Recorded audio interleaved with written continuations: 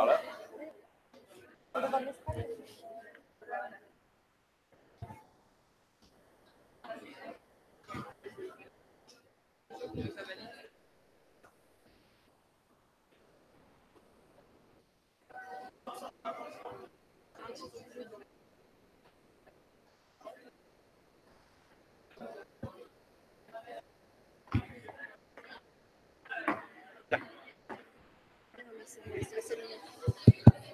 Donc, on va commencer ce cours interactif sur les techniques échographiques. Donc, je vous rappelle que vous êtes censé avoir vu les petits cours qui ont été faits, qui présentent finalement la façon dont on essaye, sur le plan médical, d'interpréter les images d'échographie, qui présentent quelques artefacts que l'on peut avoir en échographie, puis qui vous présentent aussi la façon, les différentes techniques d'écho-Doppler de manière un peu pratique et les artefacts. Donc, il y avait ces 4 petits cours à voir. On ne va pas les revoir de manière directe, donc vous êtes censés les avoir vus. Bien entendu, vous avez sûrement plein de questions là-dessus. Et donc, ce qu'on va faire, c'est qu'on va voir un certain nombre d'images échographiques, puis ensuite, dans la deuxième partie, d'images de Doppler.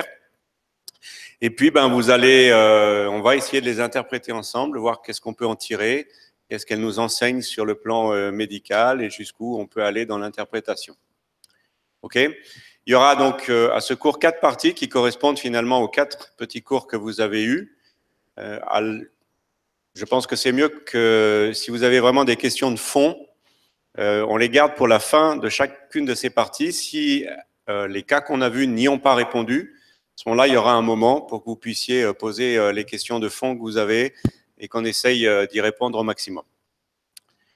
Alors, on va commencer donc par la première partie. La première partie donc consiste aux images d'échographie mode B et on va essayer de jouer avec les notions de hypo, iso, hyperéchogène et également anéchogène. Alors, première image. Est-ce que vous voyez bien au fond ? Peut-être qu'on peut baisser un tout petit peu la lumière si c'est possible, de façon à ce que on voit un peu mieux.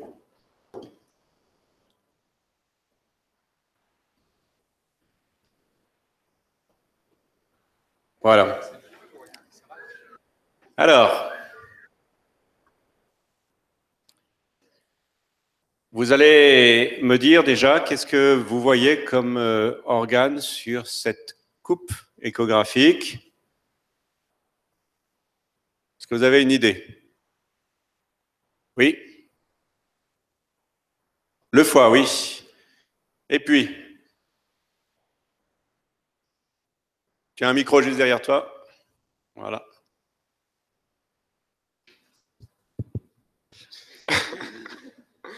On voit une lésion qui est à la fois hypo, hyper et isoéchogène. Alors attends, on va voir déjà le foie. Le foie, on est d'accord, vous voyez la flèche, oui, c'est tout ça. D'accord? Ouais. Le foie, c'est tout ça. Après, est-ce que vous avez une idée de ce que c'est ça? C'est ça ta lésion à la fois hypo, hyper, échogène? Non, non, c'est le rein. Ça, c'est le rein, d'accord. Hein. On l'a, pour ceux qui sont passés déjà dans certains ED, notamment l'UE11, on a déjà vu un peu de ce genre d'image. Donc, vous avez ici le foie et ici, tout ça, c'est le rein. Alors, on va essayer déjà de décortiquer. Est-ce que vous avez une idée de l'orientation de la coupe?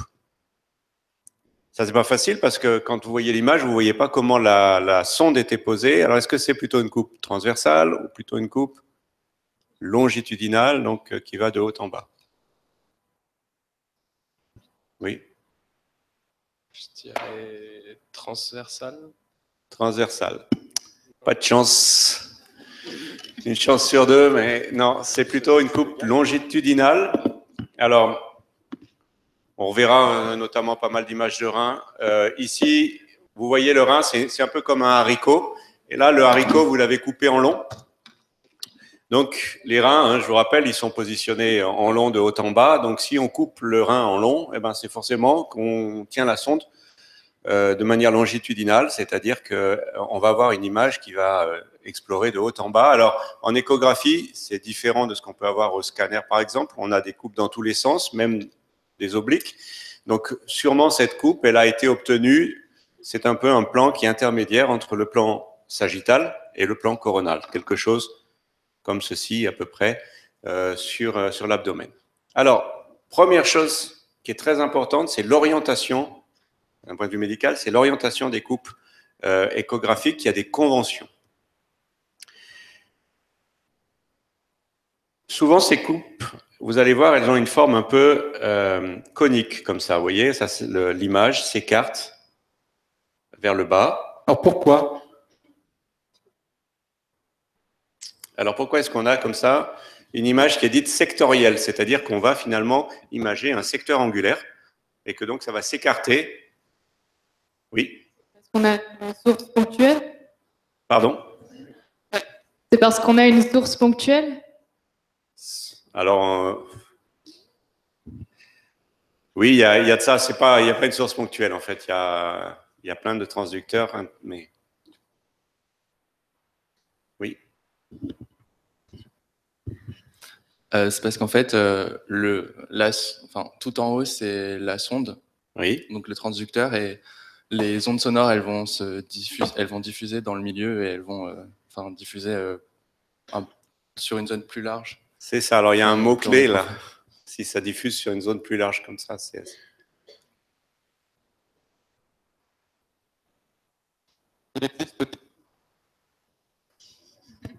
Il existe différents types de soins.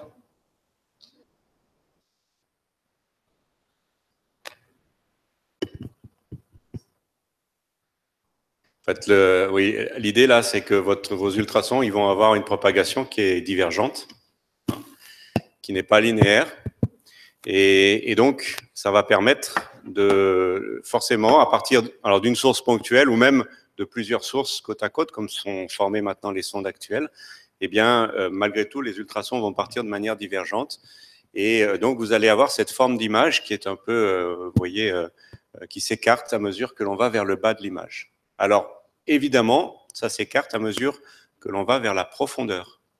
Donc, vous imaginez que la sonde, elle est petit côté, finalement. Hein. Et la sonde, elle est posée donc là, en haut, sur la peau. Donc, le haut de l'image, quand on est avec ce type de sonde, on verra qu'il y a une exception, mais bon, la plupart du temps, le haut de l'image, c'est la superficie. C'est là où la sonde est posée. Attention, ça ne veut pas forcément dire que c'est l'avant du patient, parce qu'on peut très bien mettre la sonde dans son dos. C'est donc le haut de l'image, c'est la superficie. Et le bas de l'image, c'est la profondeur. Si vous avez un doute, eh bien vous regardez de quel côté ça diverge finalement, et du côté où ça diverge, eh bien c'est la profondeur. C'est l'opposé de la sonde. Donc là, on a en haut la superficie, en bas la profondeur. Maintenant, il faut bien qu'on soit d'accord sur qu'est-ce qu'il y a à droite et qu'est-ce qu'il y a à gauche. Alors, quand c'est une coupe transversale, c'est pour ça que je vous demandais est-ce que c'est une coupe transversale ou longitudinale, parce que ça, il faut à la limite le deviner. Eh bien, si on ne sait pas la position de la sonde, quand c'est une coupe transversale, par convention, comme au scanner, comme en IRM, comme dans toutes les techniques d'imagerie en coupe, la droite du patient sera à gauche de l'image. Donc, c'est comme si vous voyez le patient en face de vous. Au début, on se demande, mais pourquoi est-ce qu'on est allé faire un truc comme ça, où la droite du patient est à gauche de l'image? En fait, si un jour vous tenez une sonde d'échographie dans vos mains, vous verrez que c'est comme ça que c'est intuitif. Le patient est face à vous. Et donc, véritablement, sa droite est à votre gauche. Quand vous bougez à gauche, vous allez sur sa droite. Donc, de présenter les images comme ça vous permet finalement, pour vous, opérateur de l'échographie, d'être dans le bon sens. Et ça tombe bien, le scanner, l'IRM, c'est pareil. Comme ça, on a les mêmes repères anatomiques, finalement. D'accord? Donc, quand la coupe est transversale, eh bien, la droite de l'image, c'est la gauche du patient, et inversement. Maintenant, quand la coupe est longitudinale, eh bien, par convention, et ça, c'est une convention, la gauche de l'image, c'est le haut. Et la droite de l'image, c'est le bas. Vous voyez donc là, cette coupe, elle est positionnée correctement. Parce que, anatomiquement, on sait que le foie est au-dessus du rein droit. Donc c'est normal, vu que c'est une coupe longitudinale, qu'on voit le foie plus à gauche que le rein droit. OK? Alors, une fois qu'on a ces repères spatiaux en tête, maintenant, on va s'intéresser à l'écostructure du foie. Donc, je vous rappelle, le foie, c'est tout ça. Comment vous pouvez le décrire?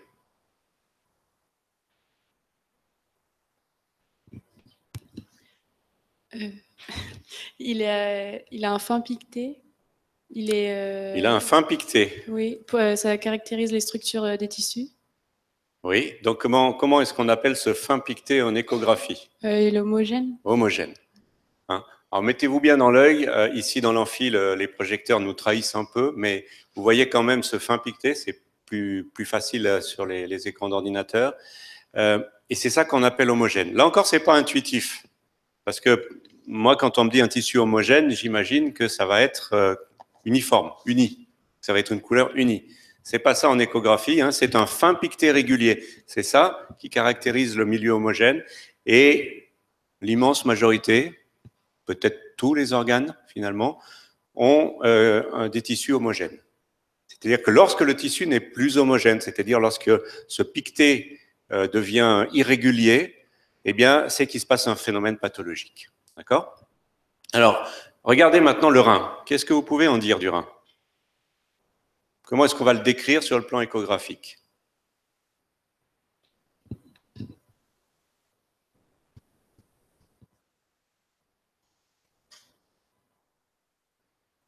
Est-il homogène?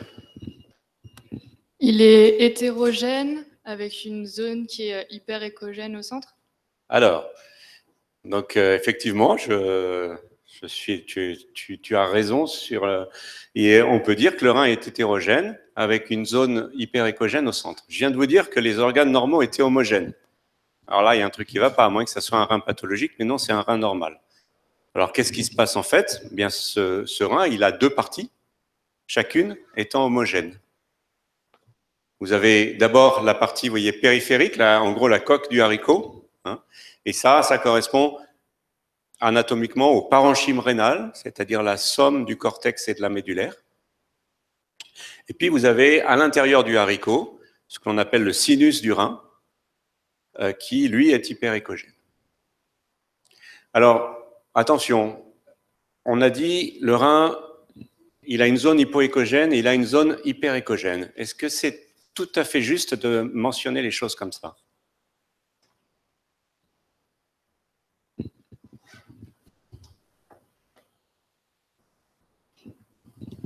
Il faut préciser par rapport à quelle structure. Voilà. Les notions d'échogénécité, comme d'ailleurs les notions de densité au scanner, en tout cas visuellement, les notions d'hypersignal, d'hyposignal en IRM, c'est tout relatif. Donc, forcément, vous parlez à partir d'une structure de référence qui est plus ou moins implicite. C'est toujours mieux de bien l'expliciter. Donc là, ce qu'on pourrait dire, c'est que le rein normal là, est formé de deux parties. Une partie périphérique qui est hypoéchogène par rapport au foie et une autre partie centrale qui est hyperéchogène par rapport au foie. Hein, le foie, à ce moment-là, devenant la structure, entre guillemets, isoéchogène, puisque c'est la structure de référence. OK? Ça va? Alors maintenant, dernière question qui tue. Pourquoi donc le sinus du rein est hyperéchogène? Est-ce que vous avez des idées?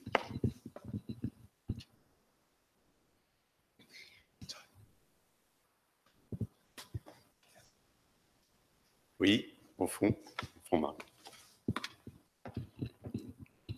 Ça pourrait être un renforcement postérieur, vu que le rein il est rempli de liquide. Après, ça pourrait paraître plus échogène. Alors, première hypothèse, ça pourrait être un renforcement postérieur. C'est astucieux, tellement astucieux que j'y avais pas pensé, mais effectivement. Alors, en fait, non, mais pourquoi non? Et je crois que dans le rein, il y a des minéraux. Et du coup, alors, attends. D'abord, le renforcement postérieur. Pourquoi non? Pourquoi pas le renforcement postérieur? On en verra tout à l'heure. C'est parce qu'un renforcement postérieur, quelqu'un qui fait le geste au fond, effectivement, ça continue tout du long. Là, tu vois, ton renforcement postérieur, il y a un moment, il s'arrête. Il s'arrête ici, puisque là, on a l'autre enveloppe du rein. On devrait voir si c'était un renforcement postérieur. On devrait voir cette partie du rein moins hypoéchogène, plus hyperéchogène que celle-ci. Ce n'est pas le cas. Donc, ce n'est pas un renforcement postérieur. Après, deuxième hypothèse, dans le rein, il y a des minéraux. Ben, dans un rein normal, non, il n'y a pas de calcul. Donc, on verra des calculs, c'est une bonne idée. Hein. Vous verrez que les calculs, ils sont hyperéchogènes, mais là, ce rein est normal, ça garantit sans calcul.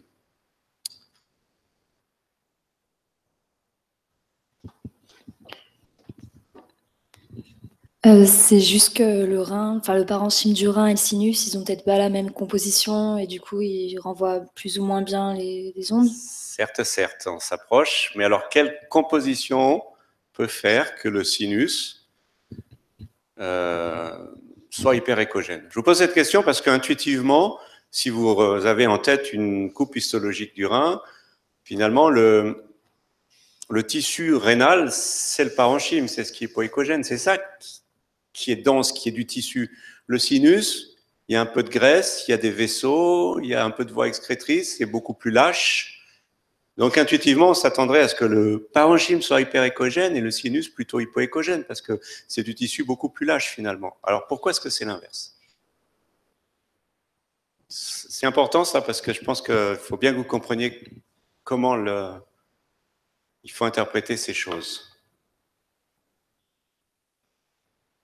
Finalement, qu'est-ce que c'est qui fait l'échogénicité d'un milieu? Oui. C'est la densité? Non, c'est Non. pas la densité. D'abord, c'est pas la densité, quel que soit ce qu'on met derrière le terme densité. Non, c'est pas la densité, ni au rayon X, bien sûr, ni la densité, ni la masse volumique, ni le fait que le tissu soit plus ou moins compact. Justement, c'est pas ça. Sinon, non, ça serait l'inverse. Oui. C'est l'état de la matière, s'il est liquide ou solide. Oui, c'est l'état de la matière, s'il est solide ou liquide. Mais parmi les solides, on va dire, parmi les tissus solides, pourquoi il y en a des hyperéchogènes et des hypoéchogènes? Vas-y, dis-le comme ça, je prends. La taille des particules qui le composent. On s'approche un peu, mais non, parce que dans le sinus, tu as plein de choses différentes. Tu as des vaisseaux, des veines, de la graisse, de la voie excrétrice, tout ça mélangé. Donc la taille des particules, ça, on ne sait pas trop, hein, ça ne veut rien dire. Oui? Ah, attends, on t'entend pas, le micro arrive. La différence entre les interfaces acoustiques? Eh oui. Forcément, l'image, c'est une histoire d'interface en écho. C'est toujours une histoire d'interface. Hein. Vous vous rappelez, les ultrasons vont rencontrer des interfaces. C'est ça qui va créer l'écho, qui va retourner à la sonde. C'est ça qui va faire... J'aimerais qu'un étudiant m'explique le principe physique de l'échographie. Je vais faire un tour, je laisse, parce qu'il y en a pour un moment. Non, mais simple, tout bête, ce qu'il faut retenir.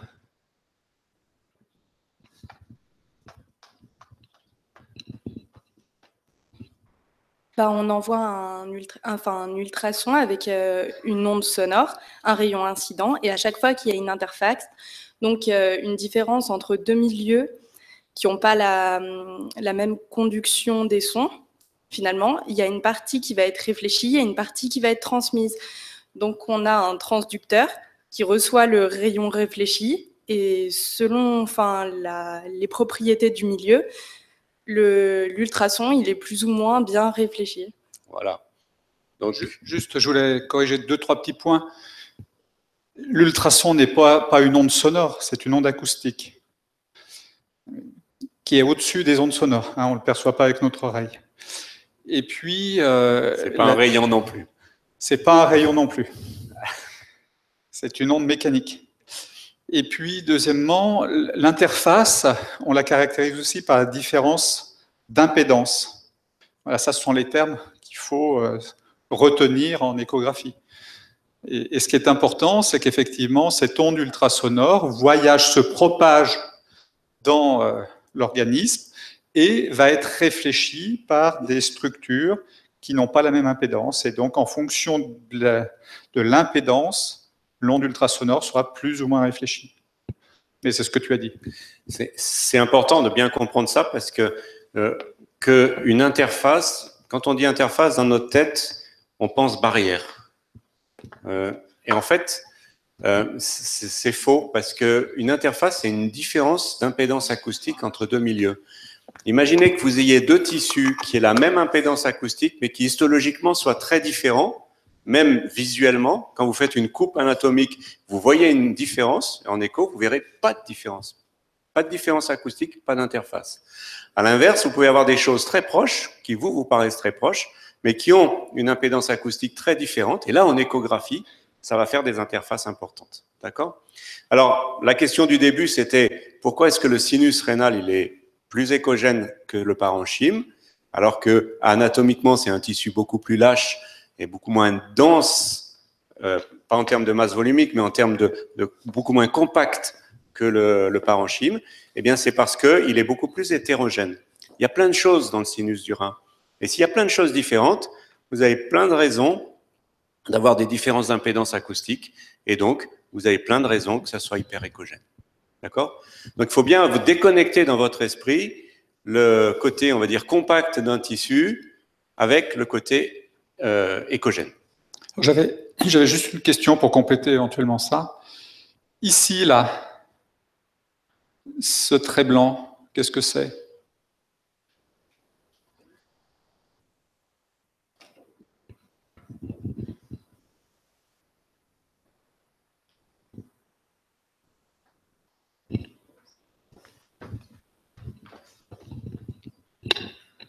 C'est le changement du foie au rein. Dès qu'on change de tissu brusquement, ça renvoie une grosse partie des ondes. Oui, c'est ça. Donc on dit que c'est une interface avec une impédance acoustique élevée. Donc c'est un changement, hein, une interface. Mais l'impédance acoustique, parce que tu peux avoir deux tissus qui sont proches au niveau élasticité en quelque sorte de l'onde ultrasonore, et tu n'auras pas d'interface. Donc ici, entre ces deux tissus, il y a une interface acoustique du fait d'une impédance qui est élevée. D'accord? Et donc, ça va donner le renvoi d'une partie de l'onde ultrasonore qui se propage, et ça va délimiter cette zone-là. En arrière, comme vous l'a expliqué Olivier, le cortex rénal a une impédance acoustique qui est un petit peu aussi différente, qui est plus homogène. Il y a peu de petits nodules d'interface, donc ça donne une zone qui paraît peu échogène. Donc on a l'impression d'un trait blanc. Mais ces petites interfaces dont vous parlez, Olivier, ça revient exactement au même que ces grandes interfaces. C'est ça. Et d'ailleurs, cette grande interface que vous avez entre le foie et le rein, ça ne veut pas dire qu'il y a une capsule, par exemple. Alors, en vrai, oui, le foie, il a une capsule, le rein, il a une capsule. Mais c'est pas obligé que vous ayez une structure anatomique linéaire ici. Juste le passage d'un milieu à un autre, ça va vous faire un trait comme ça en échographie. D'accord ? Donc, il faut bien comprendre ça pour pouvoir après bien interpréter les images échographiques. Ça va là-dessus? Question? Oui? Vous dites qu'il n'y a pas de capsule, mais le péritoine, est-ce qu'on peut le voir sur cet écho? Non, le péritoine, alors, il y a un repli péritonéal ici aussi. Hein. Donc, il va contribuer à créer l'interface parce qu'il va être au milieu, mais en lui-même, on ne le voit pas, c'est trop petit. On ne le verra en échographie que s'il y a du liquide à l'intérieur, qui va permettre de le silhouetter, et que s'il est épaissi. Mais l'essentiel du trait que vous avez, du trait blanc entre le rein et le foie, c'est pas tous ces petits trucs qui sont interposés, c'est la différence d'impédance acoustique entre le foie et le rein. C'est comme au niveau du sinus, où Olivier, vous avez dit qu'il y a plein de petites structures qui composent ce sinus.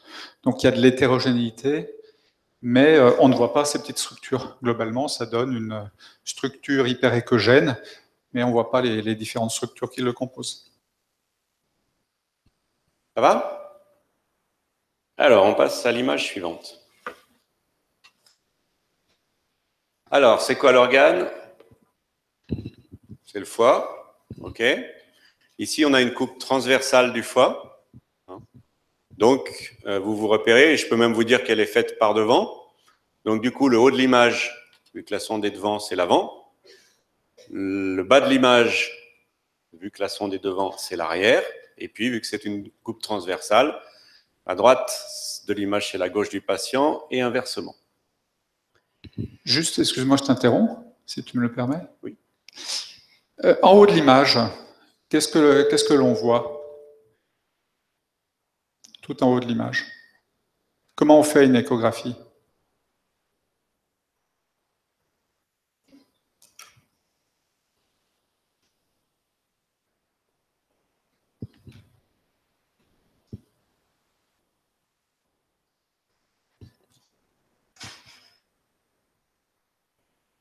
Alors on met un gel, et enfin le gel en fait il aura la même impédance acoustique que l'épiderme, du coup on verra pas de différence pour que les ondes elles puissent bien traverser l'épiderme. Alors effectivement, on met du gel, un gel à queue, parce que entre la sonde, le cristal piézoélectrique, qui est l'élément qui émet le faisceau d'ultrasons et qui le reçoit, et la peau, il y a une différence acoustique qui est importante. Et puis, si tu positionnes ta sonde contre la peau, tu peux avoir aussi de l'air qui reste au niveau des poils, etc. Donc, tu vas avoir une impédance acoustique importante et peu d'ultrasons vont être capables de rentrer dans le corps et de se propager. Donc, on va mettre effectivement du gel pour faciliter l'interface entre la sonde piézoélectrique et l'organisme. Donc, on voit une zone qui correspond donc au gel en quelque sorte et puis à l'épiderme. Et puis juste une toute petite parenthèse, c'est pas essentiel, mais on a évoqué la zone de Fraunhofer et de Fresnel. En fait, les images que vous montre Olivier, elles se trouvent dans quelle zone? Fresnel. Hein. Fraunhofer, c'est juste au début et il y a beaucoup d'irrégularités, de variations d'intensité, donc on ne peut pas l'utiliser pour faire l'image. Hein? C'est l'inverse. C'est l'inverse, excusez-moi, c'est l'inverse. Oui, c'est Fresnel en haut et Fraunhofer après, excusez-moi. Ouais, j'ai inversé. C'était pour voir si vous suiviez. Merci. Voilà, Olivier, à toi. Tant qu'on est sur ce qui se passe en avant du foie, ici, vous voyez ces petites, cette partie hyper échogène par rapport au foie. Ici, c'est la graisse sous-cutanée. Et ça permet de vous souvenir, pour ceux qui ont fait le dé de l'UE11, qu'un foie stéatosique qui contient de la graisse est un foie hyper échogène. Bon, petite parenthèse qu'on referme. Alors, dans ce foie, qu'est-ce que vous voyez ? Est-ce que ce foie, tel qu'il est à l'image, est un milieu homogène?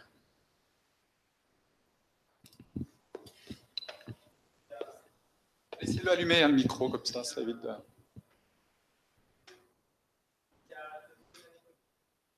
Il y a deux zones anéchogènes. Il y a vraiment une zone anéchogène et donc ça correspond aux veines sucépatiques. Alors, moi, j'en vois plus que deux. Hein. J'en vois ça, d'accord? Ça, bon, qui converge plus ou moins ici. Est-ce que vous êtes d'accord avec la description de anéchogène?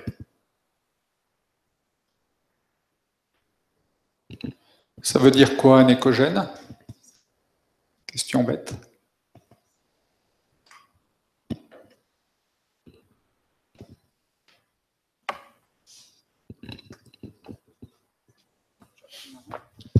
Ouais. Je peux répondre? Ben vas-y. J'aurais dit que c'est un milieu transsonore qui laisse passer les ondes sonores. Alors, transsonore et anéchogène sont deux synonymes. Donc, on peut dire l'un ou l'autre. Anéchogène, finalement, ça veut bien dire ce que ça veut dire. Ça veut dire qu'il n'y a pas d'écho. Donc, ça laisse passer les ondes sonores, oui, dans ce sens qu'il n'y a pas d'interface au milieu et que il n'y a pas de réflexion à l'intérieur. D'accord? Donc, en pratique, sur l'image, ça sera une structure complètement noire.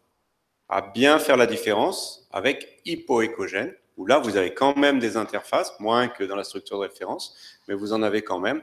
Hypoéchogène, dans l'immense majorité des cas, c'est tissulaire. Anéchogène, c'est tout le temps liquidien. D'accord? Donc là, effectivement, ça me va bien la description anéchogène. On aurait pu aussi dire transsonore. Donc vous avez deux structures allongées, enfin au moins deux, qui sont transsonores, anéchogènes, et qui correspondent, on a dit, aux veines susépatiques. Alors, comment est-ce qu'on sait que c'est les veines susépatiques? Ben, d'abord parce qu'on connaît son anatomie, et que sur une coupe transversale du foie, ben, on sait que si on est en haut du foie, les veines susépatiques, ici c'est la médiane, ici c'est la droite, vont converger. La gauche est sûrement dans un autre plan de coupe, c'est pour ça qu'on ne la voit pas, et vont se jeter ici dans la veine cave qui chemine en arrière du foie de bas en haut, et donc c'est normal que sur une coupe plus ou moins transversale comme celle-ci, on coupe la veine cave dans son petit axe finalement. Et on ait les veines sus-hépatiques dans leur grand axe. Alors pour ceux qui ont fait de toute façon vous avez eu le cours en amphi de l'UE11, vous voyez qu'on a d'autres structures anéchogènes ici, et celles-ci, elles sont soulignées d'une pseudo-paroi hyperéchogène. Et ça veut dire, je vous rappelle, que ces petits vaisseaux ici, eh bien, ce sont des vaisseaux portes. Et que par chance, on a des pseudo-parois hyperéchogènes autour des vaisseaux portes qui correspondent histologiquement aux espaces périportaux. Et c'est très pratique en échographie parce que vous voyez sur cette image, tous les petits vaisseaux que vous pouvez voir dans le foie, ben, vous pouvez dire ça c'est sus-hépatique, ça c'est porte, parce qu'il y a ou il n'y a pas de parois hyperéchogènes. OK ? Donc ça, c'était surtout pour bien insister sur la notion de anéchogène. C'est fondamental parce que l'échographie est un examen extrêmement utile pour dire que telle ou telle structure contient du liquide. C'est sûrement le plus sensible. Il y a quelques pièges, vous verrez plus tard, mais c'est certainement le plus sensible. Et donc, c'est une mission importante, ça, en pratique de l'échographie, de dire, ben, il y a une lésion plus ou moins bien identifiée à l'intérieur de l'abdomen. Est-ce que c'est du liquide? Est-ce que c'est du solide? Ça va? Pas de questions? Juste, ici, vous avez une énorme interface, là. Vous voyez? En arrière du foie. En profondeur, c'est quoi?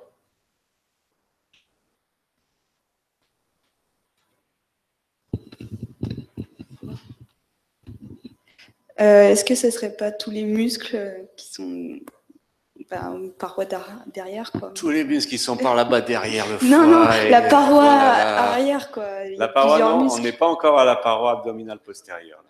Non. Mais en parlant de muscles, tu n'avais pas totalement tort. Oui.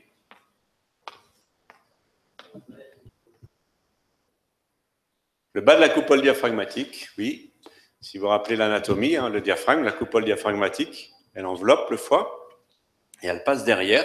Et donc là, derrière, vous avez le diaphragme. Alors pendant longtemps, je me suis dit, là, diaphragme, respect, ça crée quand même une grosse interface. Hein. Ça doit être un muscle spécial. Mais en fait, c'est un peu stupide. Pourquoi cette interface est si importante? Est-ce que c'est parce qu'il est très musclé du diaphragme?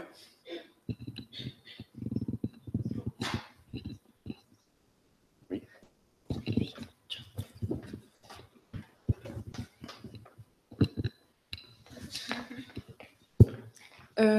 Il respire, donc ça bouge. Non, non, non, là, généralement, là, quand on fait une échographie du foie, on demande aux patients de gonfler les poumons, parce que ça fait descendre le foie sous les côtes, et ensuite on l'explore en apnée. Et on laisse prendre son souffle et on recommence. Et donc même, là, il est en apnée. Même s'il respirait, est-ce que ce serait le cas? À quelle vitesse se fait une image échographique? Aucune idée. C'est justement ça. Alors, vous savez la vitesse du son, c'est combien? Combien? Alors attention, vous allez me dire la vitesse du son, je ne peux pas répondre à cette question stupide, ça dépend dans quel milieu. Dans le tissu, c'est 1540 voilà, mètres par à seconde. peu près 1500 mètres par seconde. Ça fait très rapide, ça. Hein. Seulement, il en faut des allers-retours, là, des petites ondes acoustiques pour faire cette image. Parce que vous imaginez qu'il va falloir faire l'image, ligne par ligne, il va falloir faire... donc, il va falloir envoyer les ultrasons, attendre que les échos reviennent. Donc, ça prend du temps pour faire une seule image et en moyenne, les images comme ça, c'est obtenu à peu près aux alentours de 20 Hz. Donc 20 images secondes. 20 images secondes. Et la respiration, c'est de l'ordre de 12 à 20 par minute. Donc ça ne bouge pas assez vite pour rendre les choses floues. L'échographie est une modalité d'imagerie qui permet de faire de l'imagerie temps réel. Hein? Imaginez-vous l'échographie fœtale, par exemple, où les mamans voient bébé gambadé. Donc, pourquoi donc cette interface est-elle si importante? Ben, c'est toujours la même chose. Hein. C'est quoi une interface? Il y a une différence d'impédance acoustique. Donc le diaphragme, oui, il joue un rôle parce que il a certainement une impédance acoustique un peu différente du foie.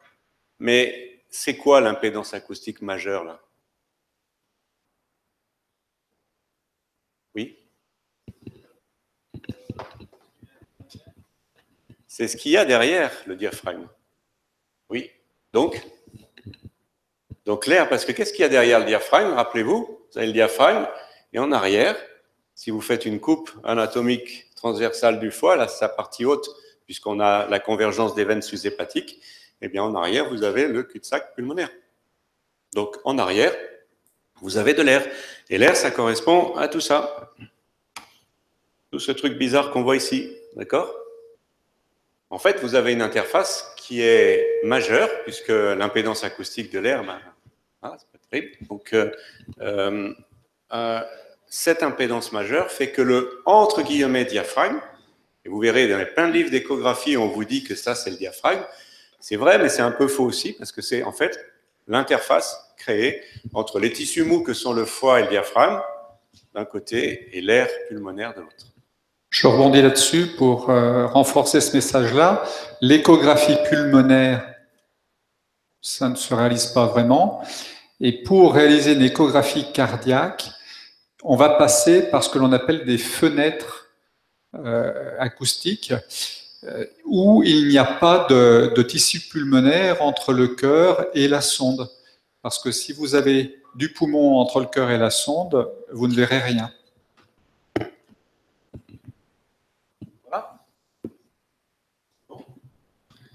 Rappelez-vous, l'interface air liquide, c'est à peu près 99% de réflexion. Hein? Donc, tout est réfléchi. C'est pour ça que ce que vous avez derrière, c'est bizarre. En fait, il n'y a plus grand-chose. On verra que de temps en temps, il peut y avoir des images qui apparaissent, des sortes de vaisseaux fantômes, mais on verra ça plus tard. Ça va? On passe à la suivante. Ah, alors là, vous allez me dire, il y a des choses bizarres. Je vous écoute. Vous allez me dire quelle est l'orientation de cette coupe. Je ne vous demande pas quel est l'organe, mais déjà, quelle est l'orientation?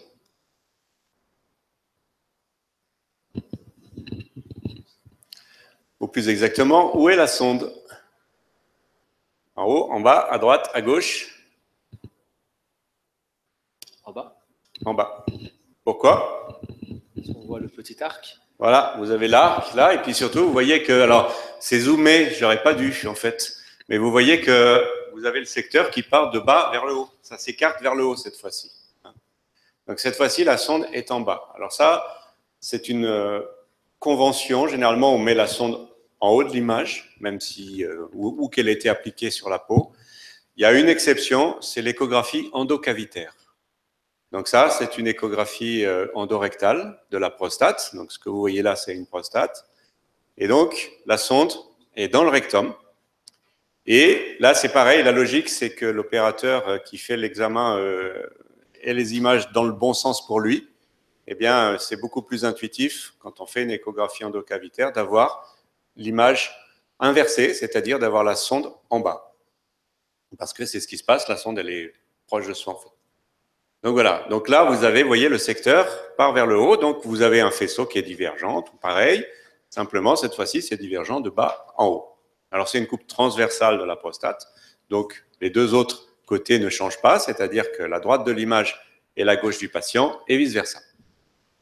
OK? Alors, qu'est-ce que vous pouvez me dire sur cette prostate? Vous allez me dire, j'y connais rien à la prostate, l'anatomie de la prostate peut-être même pas, mais bon, pas grave. Qu'est-ce qui vous... On voit que son contenu, il est inhomogène, et en bas... Son contenu est inhomogène, j'achète, ouais. En arrière, enfin, oui, près du côté de la sonde. Du côté de la sonde. On voit qu'il y a une zone qui est hypoéchogène, voire anéchogène. Alors, du côté de la sonde, il y a une zone qui est hypoécogène, voire anécogène. C'est ça, effectivement. Ça vous va comme description? Oui, alors si vous n'étiez pas trahi par le projecteur ici, ben, vous verrez, et sur les images, vous verrez, ça n'est pas anécogène, c'est hypoécogène. C'est très peu écogène, mais il y a des parties, peut-être qu'on devine quand même ici à l'écran, ici. Vous voyez, il y a des parties qui sont manifestement, il y a des échos dedans. Donc c'est, on ne va pas dire anécogène du coup, on va dire hypoécogène. D'accord? Donc voilà, on a, vous voyez, même sans rien connaître à la prostate, vous avez dit ce qu'il fallait. Et effectivement, ça, ce nodule hypoécogène de la prostate, c'est un cancer de la prostate. D'accord? Alors, c'est un cancer, c'est pas parce que c'est hypoécogène que c'est un cancer. Il y a une certaine déconnexion entre le fait que ce soit hypo ou hyperécogène et le fait que ce soit bénin ou malin. Tout dépend de l'architecture histologique. Est-ce qu'il y a beaucoup d'interfaces? Est-ce qu'il y en a moins que dans les tissus normaux? Est-ce qu'il y en a plus? À ce moment-là, ça sera hypo ou hyper, ou des fois même les deux en même temps. Alors, il y a beaucoup d'hétérogénéité dans la prostate au-dessus. À quoi ça correspond? On a l'impression de doigts. Ouais. Ah, ça, tu veux dire? Oui. Alors, allez, allons-y. Donc, vous voyez cette structure-là? Qu'est-ce que c'est?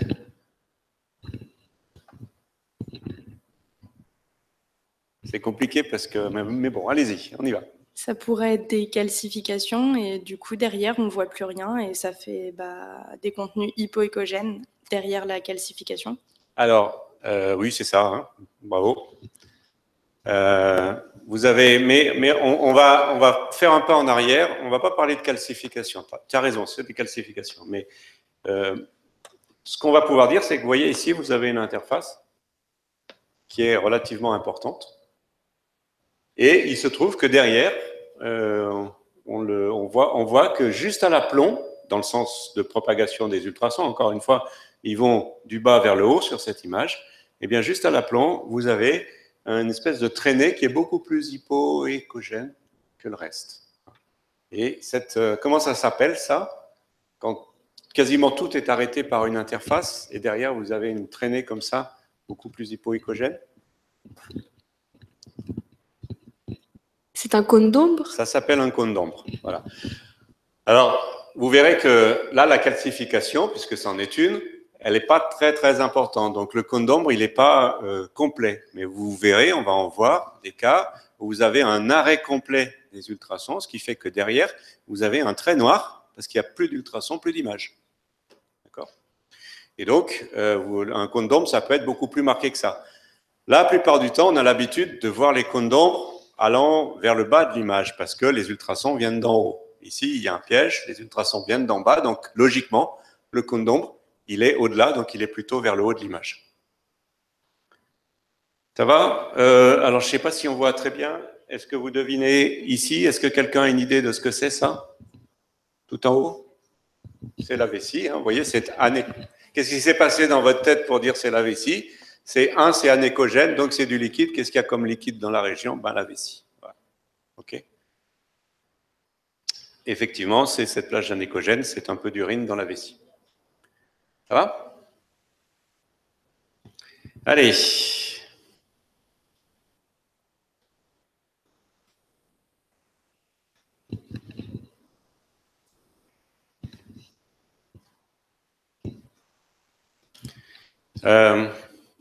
Je vais peut-être garder celle-là.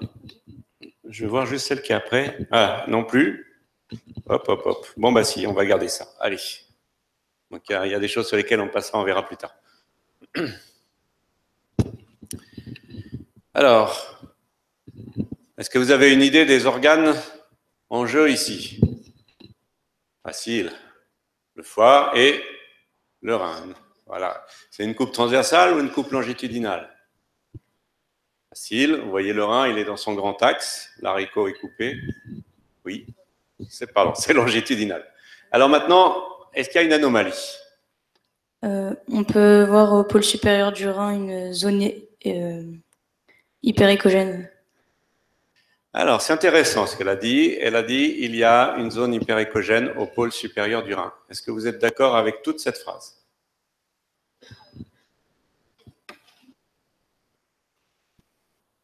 Eh bien, moi, je suis d'accord. Et c'est effectivement très bien, c'est ça. Rien à dire. Parfait. Donc, effectivement, d'abord, il y a une anomalie, et vous la voyez, hein, elle saute aux yeux. C'est ça. C'est hyperécogène. Vous voyez, on commence à parler en sous-entendu. Hein. C'est hyperécogène par rapport, sous-entendu, par rapport au reste du parenchyme rénal. Hein. Mais bon, c'est hyperécogène et c'est au pôle supérieur du rein. Et effectivement, puisque c'est une coupe longitudinale, par convention, le haut est à la gauche de l'image. Donc, effectivement, c'est le pôle supérieur du rein.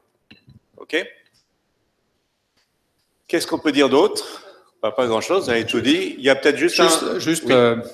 Il ne faut pas les effrayer. C'est vrai que l'échographie, analyser une image comme ça, c'est compliqué, une image seule. En général, celui qui fait l'échographie à la sonde, mais les repères qu'il vous donne sont importants, mais on ne vous tuera pas à l'examen parce que vous avez inversé le bas et le haut. Hein, donc, d'accord, Olivier? Non, oui, mais le fait que vous puissiez déjà... Oui, c'est bien, c'est super. Comment on sait là si la lésion elle fait vraiment partie du foie ou du rein, parce que c'est un peu la limite. Alors, comment est-ce qu'on fait? C'est le fait vraiment. Oui, alors ça, effectivement, sur une image fixe, c'est des fois difficile.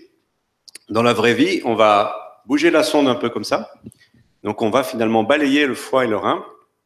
Et c'est souvent plus évident, finalement, si on fait passer une bande vidéo, c'est plus évident de voir que cette lésion, elle appartient au rein.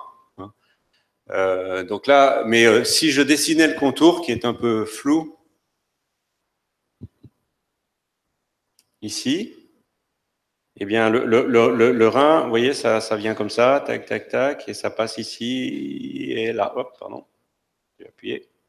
Donc ça englobe ça. Au passage, vous voyez que ici, la limite foie-rein, elle est bien nette, et arrivé ici, ben effectivement, c'est le flou. Pourquoi?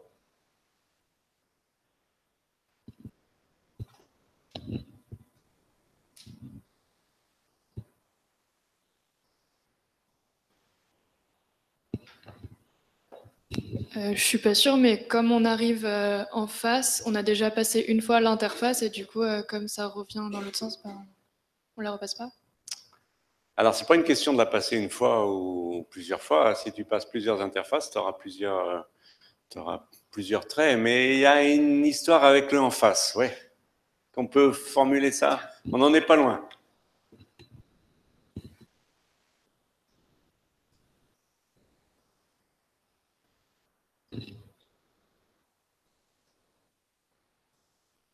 Marc.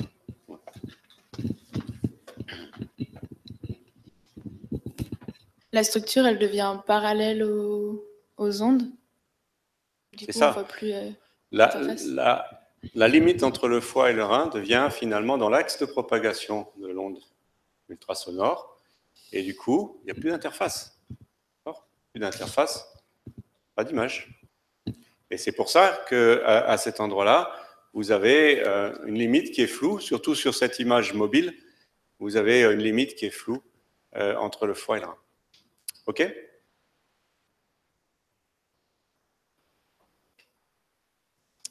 Ça va? Question? Alors, on passe à la suivante. Allez, maintenant que vous venez très fort en échographie, donc je n'ai pas besoin de vous dire que c'est un foie. Ah. Vous allez m'expliquer qu'est-ce qui arrive à ce patient.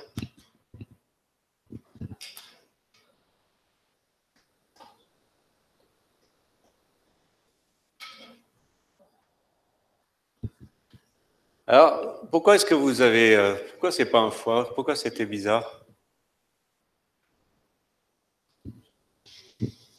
Déjà.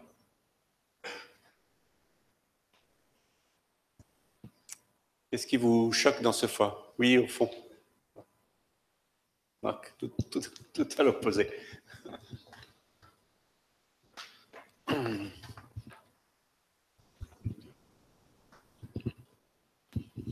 Le contenu du foie, il paraît hyper écogène comparé à ce qu'il y a autour. Le contenu du foie paraît hyper écogène. Alors, c'est un peu difficile, effectivement, parce qu'on n'a pas de comparateur. On n'a pas le rein là qui traîne au milieu de l'image pour pouvoir. Mais oui, je suis d'accord. À l'œil, vous voyez, le foie est beaucoup plus écogène que sur les autres images. Alors, il faut se méfier. Ça peut être tout simplement que l'opérateur a monté le gain de l'image, comme vous montez le gain d'un téléviseur noir et blanc, et finalement, vous avez une image toute blanche. Mais si on suppose que l'appareil est bien réglé, alors oui, ce foie, il est plutôt hyper écogène. Ceux qui ont fait l'ED de l'UE11, qui ne dormaient pas à ce moment-là, pourquoi est-ce qu'il est hyper écogène?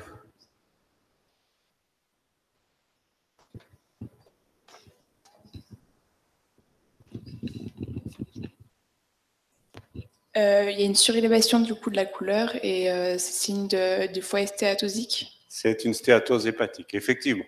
Il y a fort à parier que ce foie est stéatosique. Juste, excuse-moi, quand tu dis une surélévation de la couleur, le terme est plutôt, c'est hyper écogène. Hein. Oui. On verra la couleur tout à l'heure, ça aura une autre signification. Il y a fort à parier que ce foie est stéatosique. Je demande juste à voir le rein en même temps que le foie pour m'en convaincre complètement.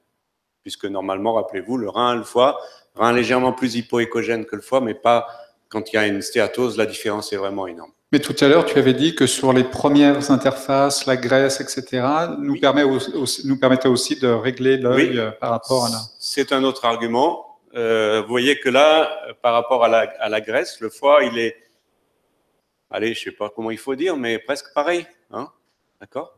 Donc, voilà, vous voyez, la graisse est hyper écogène, un foie stéatosique, c'est graisseux, donc c'est logique qu'on ait la même écogénicité.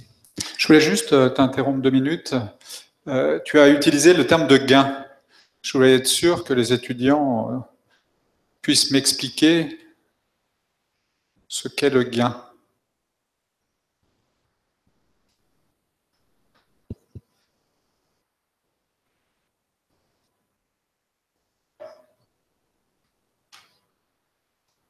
Donc Olivier vous raconte des choses, utilise des mots que vous ne comprenez pas bien et vous ne l'interrompez pas.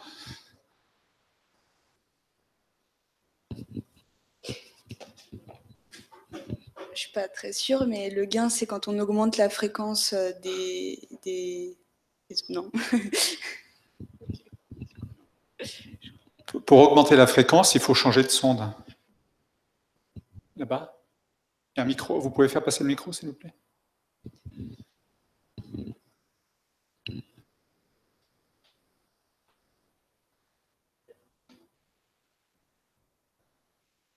Laissez le micro allumé, hein, comme ça évite. En Ostfield, en coefficient Ostfield. En coefficient Ostfield de densité. Non. Attention à unité Hounsfield égale scanner. Hein. Okay. Et effectivement, unité Hounsfield est associée à densité au rayon X. Hein. Donc attention, les unités Hounsfield, c'est le scanner. Si on essaie de vous faire comprendre quel est le principe physique sans rentrer trop dans la physique, c'est que pour que vous utilisiez les bons termes et que vous compreniez comment les choses se passent. Mais en Hounsfield, l'atténuation, c'est le scanner. Ici, on est en échographie. Donc, pourquoi on peut utiliser du gain? À quel moment on joue avec le gain? J'aurais dit que c'était le choix de gamme de noir et blanc qu'on décide d'utiliser, mais du coup, ça ne répond pas à la question. Ça, c'est l'échelle de couleur.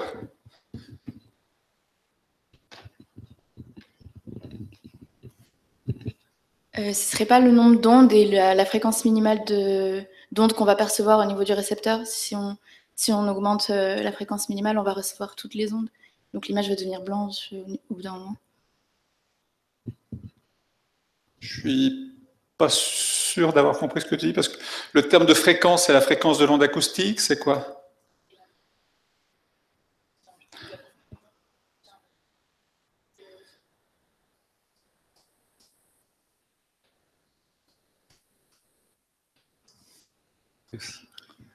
Compliqué, en fait. Non, non, pas si compliqué que ça. Donc, votre cristal piézoélectrique, il est là pour générer une onde ultrasonore. Cette onde ultrasonore, par rapport à cette image, elle est émise, la sonde étant positionnée en haut, elle est émise et elle va se propager dans l'organisme, donc vers le bas. Cette onde ultrasonore, elle a une certaine énergie au départ. Et puis, elle va se propager, elle va rencontrer une interface. Quand elle rencontre une interface, il y a une partie de cette onde qui va être réfléchie, l'autre partie continuant sa propagation. D'accord? Donc, quand l'onde est réfléchie tout en haut, en fait, l'onde qui vient d'être émise, l'onde ultrasonore qui vient d'être émise, elle est quasiment à 100% de son énergie, et l'onde réfléchie, peut-être à 2% de son énergie, va retourner vers le cristal piézoélectrique, le faire vibrer, et on aura un signal. 98% de l'onde ultrasonore va poursuivre son trajet. Mais ce qui se passe, c'est que si cette onde ultrasonore, ce qui est le cas, arrive donc au bas de l'image, elle va avoir interagi avec la matière et elle va avoir perdu de son énergie. Donc, arrivée en bas, cette onde ultrasonore ne va porter plus que 20, 30, 40% de l'énergie initiale de départ. Donc, il y a un phénomène d'atténuation de cette onde.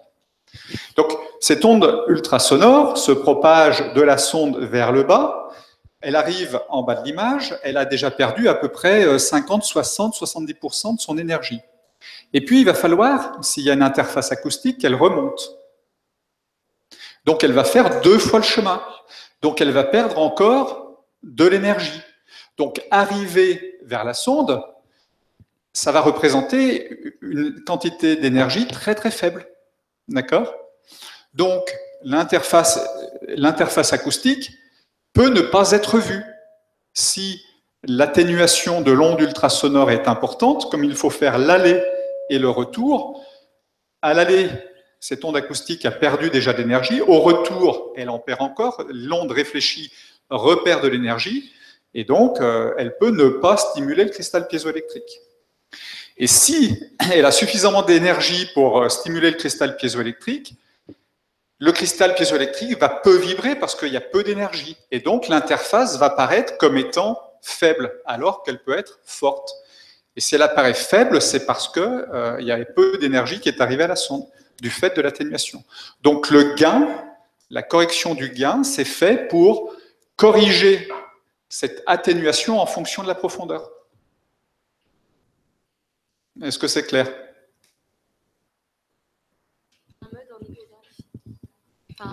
En TP, échographie, il y avait un mode pour corriger, je crois, le TGC, ou je ne sais pas si c'est la même chose. Pour. Si. Voilà. TGC, ça veut dire quoi? Je ne sais pas. Alors, tu as fait le TP et tu n'as pas posé la question?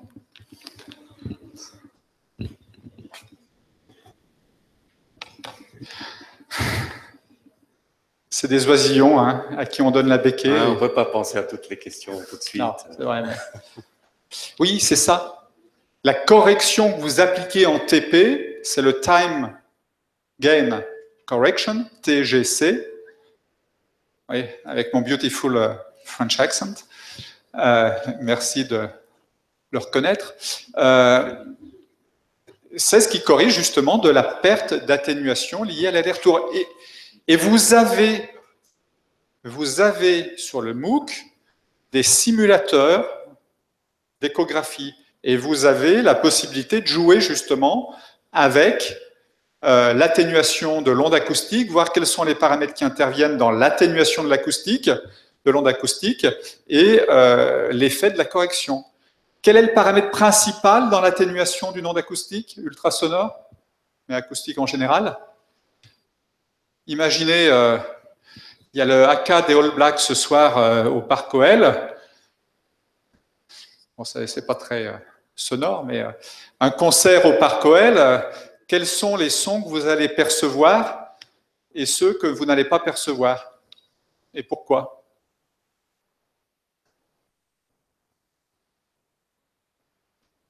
Vous allez percevoir plus si vous êtes loin, pas dans le stade. Hein. Si vous êtes loin du stade, qu'est-ce que vous allez plus percevoir, les sons graves ou les sons aigus? Qui dit aigu? Qui dit grave? Donc on va plus percevoir les sons graves. Et pourquoi? Parce que les sons graves, donc les fréquences les plus basses, la différence entre un son grave et un son aigu, c'est la fréquence. Les sons aigus sont des fréquences élevées, les sons graves sont des fréquences basses. Eh bien, en ultrason, c'est la même chose.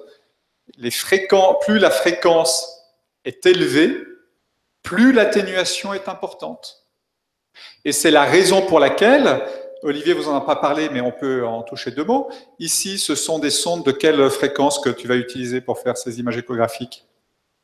Pour une sonde abdominale standard, c'est des fréquences qui vont de 3 à 5 MHz. Et par exemple, l'échographie prostatique qu'on a vu tout à l'heure, vu qu'on met la sonde dans le rectum, on est juste à côté de la prostate. Alors, il faut quoi? Excuse-moi de te couper. Il faut une sonde à fréquence élevée ou basse pour la prostate? C'est 3 à 5 MHz pour faire cette image de foie, et pour la prostate?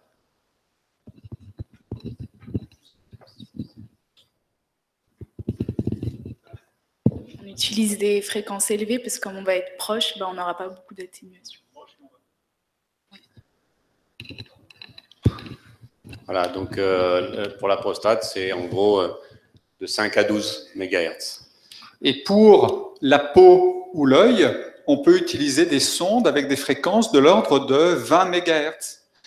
Et ce qui se passe, on va avoir donc une profondeur d'exploration qui va être faible, avec les fréquences élevées. Mais quel est l'avantage, à contrario, d'avoir une fréquence élevée? On aura une meilleure résolution. Résolution temporelle? Spatiale? Une meilleure résolution spatiale. Donc, il y a un avantage à utiliser des fréquences élevées parce qu'on a une meilleure résolution spatiale. Il y a un avantage à utiliser des fréquences plus basses parce qu'on va les pouvoir voir en profondeur. Donc, Olivier, qui est intéressé par avoir tout le foie, il lui faut utiliser des fréquences aux alentours des 5 MHz. Un ophtalmo, pour l'œil, ce seront des fréquences plus élevées. Est-ce que c'est clair? Et donc, en fonction de la fréquence que vous utilisez, en fonction de la zone que vous étudiez, il y a de toute façon ce phénomène d'atténuation, de perte d'énergie liée au frottement, en quelque sorte. Et donc, si vous voulez avoir un signal correct, il va falloir corriger du gain. Surtout lorsque l'on veut voir des choses en profondeur. Voilà. En fait, l'échographie, ça a l'air tout bête comme technique. On se dit, on envoie des ultrasons, on attend les échos, on recueille les échos, ouais, voilà. En fait, déjà, première chose, vous n'êtes pas posé la question, pourquoi est-ce que normalement on devrait avoir une image quasiment qui disparaît en profondeur? Pourquoi est-ce que l'image est homogène? Ça devrait être très brillant en superficie et très noir en profondeur. Pourquoi c'est finalement relativement homogène? Parce que artificiellement, on renforce par ce gain différentiel lié à la profondeur, on renforce les échos les plus tardifs qui viennent de la profondeur parce qu'ils sont plus faibles normalement, évidemment, puisque les ondes ont été atténuées à l'aller et au retour.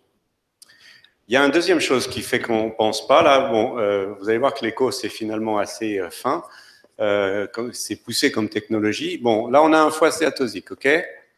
Bon, dans ce foie, il y a un nodule. Comment on le décrit, ce nodule? Hypoéchogène, pas anéchogène. Donc, ce n'est pas un kyste, c'est hypoéchogène. Vous voyez, il y a des échos à l'intérieur. Bon, donc c'est un nodule solide dans le foie. Bon, ce n'est pas forcément très réjouissant. Qu'est-ce qui est en train d'arriver à ce patient-là?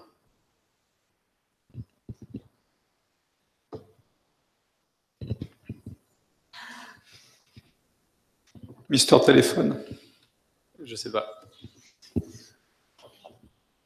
Tu peux pas savoir sans regarder les images? Qu'est-ce qu'il y a sur l'image? Oui. Il subit une biopsie éco-guidée. Oui, il a une biopsie, vous voyez l'aiguille là, ok? Donc voilà, c'est assez intuitif. Maintenant, pendant longtemps, je ne me suis pas posé de questions. Puis à un moment, je me suis dit, mais pourquoi est-ce qu'on la voit, l'aiguille? On va me dire, parce que c'est une aiguille, ça a une interface, d'accord? Mais imaginez les faisceaux ultrasonores, l'onde ultrasonore qui arrive comme ça, elle va tomber sur cette interface. Forte interface, c'est du métal et contre du tissu mou autour. D'accord?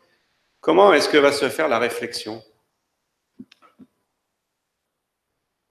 L'onde réfléchie, elle va partir où? C'est comme si vous lanciez une balle de tennis comme ça. L'onde réfléchie, elle va partir comme ça. D'accord? Et votre écho, vous pouvez lui dire adieu parce qu'il ne reviendra jamais à la sonde. Et c'est là, et ça, au début, on ne réfléchit pas à ça. Et là, quand on se dit, là, finalement, c'est compliqué parce que les échos, comme il y a forcément un angle de réflexion, ils arrivent de biais dans la sonde. Donc, comment est-ce qu'on va remettre tout ça d'aplomb dans l'image?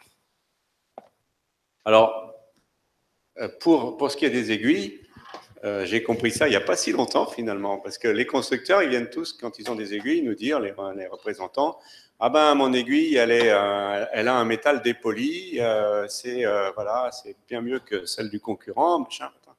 Et c'est comme ça qu'on les voit. Ben, comment est-ce qu'on rend ces aiguilles visibles, finalement? C'est parce que le fabricant de l'aiguille, oui, c'est ça. Il va laisser des imperfections dans l'aiguille. Il va faire un métal dépoli. C'est-à-dire qu'il y a plein de petites aspérités dans l'aiguille qui vont finalement renvoyer les ultrasons de manière un peu dans toutes les directions, parce que ces aspérités, elles sont un peu dans toutes les directions elles-mêmes. Et comme ça, vous avez des ultrasons qui reviennent à la sonde et qui vont rendre l'aiguille visible. C'est bête, hein? Mais au début, on ne pense pas à tout ça. Et finalement, vous voyez, c'est pas si simple que ça, l'échographie. Ça va?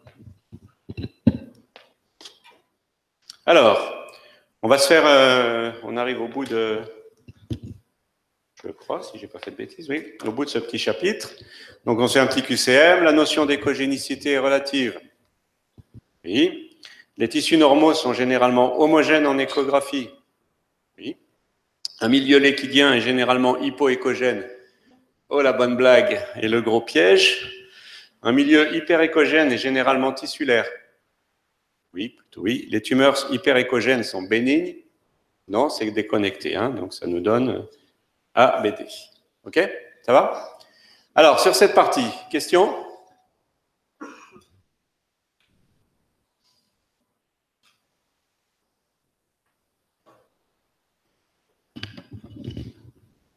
Oui.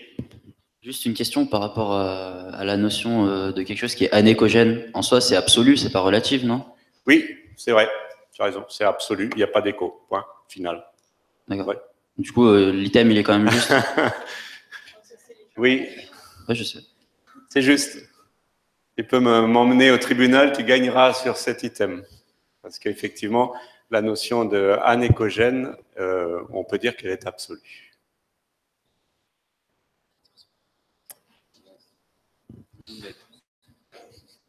Autre question?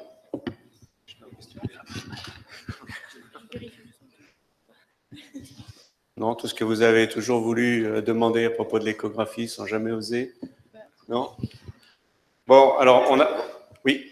Mais vous n'aviez pas dit dans le cours qu'une lésion hyper-échogène ou hypoéchogène, ça ne pouvait pas forcément dire que c'était malin, parce que ça dépendait de l'organe? Oui. Donc, les tumeurs hyperéchogènes ne sont pas forcément bénignes, c'est faux. Là, c'est moi qui gagne au tribunal. Le cours n'est pas le cours, hein, c'est la Ronéo du cours.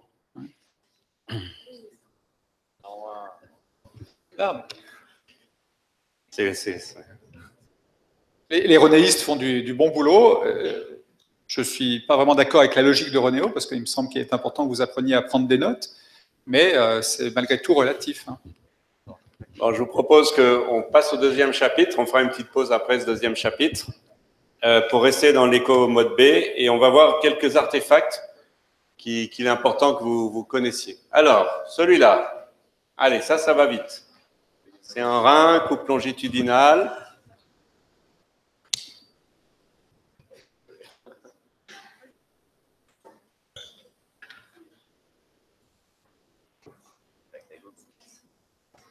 Qu'est-ce que vous voyez? Et quel artefact en jeu? Oui?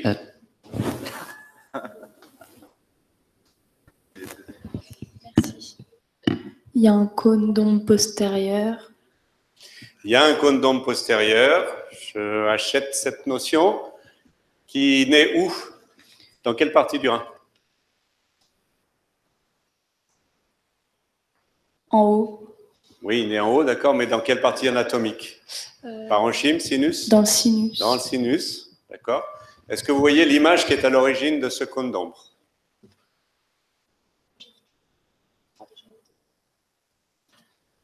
On la devine, puisque si vous voyez bien, si vous avez le... Vous ne voyez pas à l'écran là, mais si vous avez le... Vous verrez sur le PowerPoint, il y a deux petites croix qui sont positionnées et qui font que l'opérateur a mesuré cette image. Vous voyez que vous avez une image qui est légèrement plus hyperéchogène que le sinus, ici, et qui est à l'origine du cône d'ombre. De toute façon, ce n'est pas compliqué, hein, le cône d'ombre, on va le remonter. Quand il s'arrête, ben, c'est qu'on a l'interface qui l'a généré. D'accord? Alors, qu'est-ce que c'est? C'est un calcul dans le rein. Vous voyez sur cette image, au passage, que heureusement qu'il y a des artefacts en échographie. C'est utile sur le plan médical. Parce qu'il n'y aurait pas le cône d'ombre, le calcul, hyperéchogène dans hyperéchogène, on ne le voit pas. D'accord? Donc c'est grâce au cône d'ombre qu'on va voir le calcul.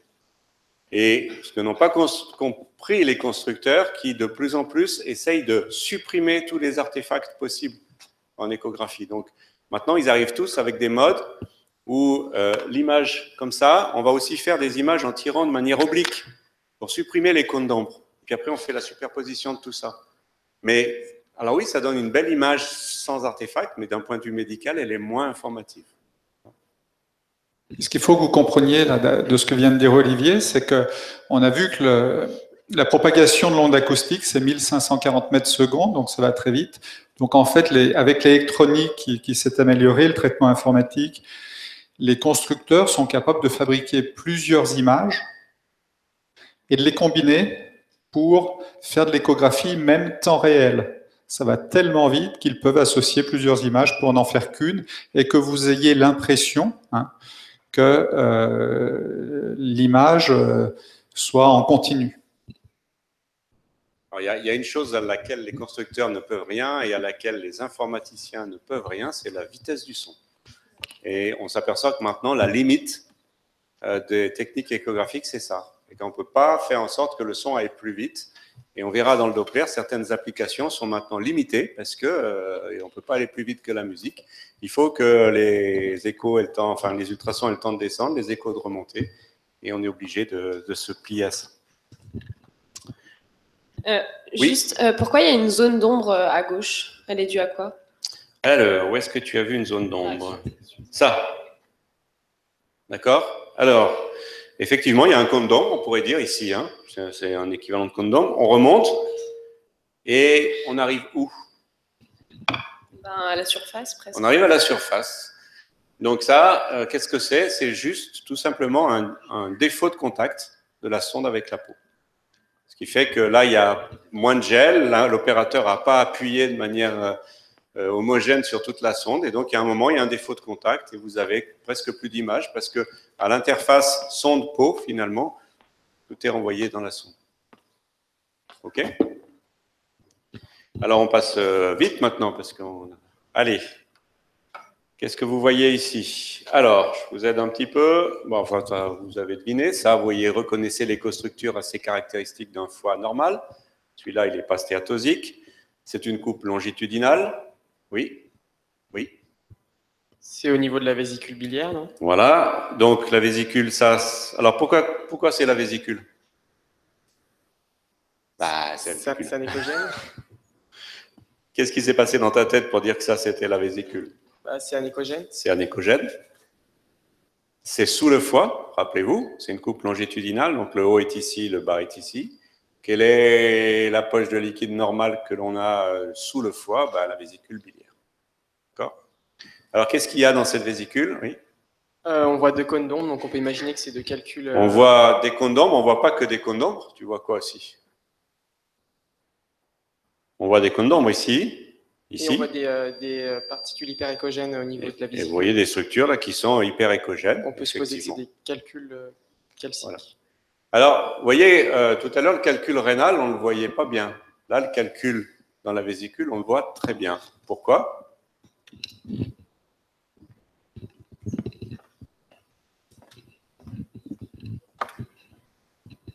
Parce que comme la vésicule est anécogène, ça fait un grand contraste. C'est ça. Le calcul, il est silhouetté par la bile, qui est liquidienne, qui est anécogène. Et donc, vous avez un grand contraste, donc on les voit bien. Donc, si vous pouvez retenir de tout ce que je vous aurais dit cette année, deux choses. C'est que les calculs biliaires, CF, l'ED de l'UE11, pour ceux qui l'ont eu, on les voit mal en scanner. Et que les calculs rénaux, on les voit mal en échographie. J'aurais pas perdu mon temps parce que c'est deux grandes erreurs, notamment des médecins généralistes, notamment en échographie, qui pensent que demander une échographie rénale, ça va permettre de savoir s'il y a des calculs dans le rein ou pas. Ben non, l'échographie, c'est pas très bon pour les calculs rénaux parce que malheureusement, ils n'ont pas tous des cônes d'ombre aussi nettes que ce que je vous ai montré. Et donc, on en rate beaucoup.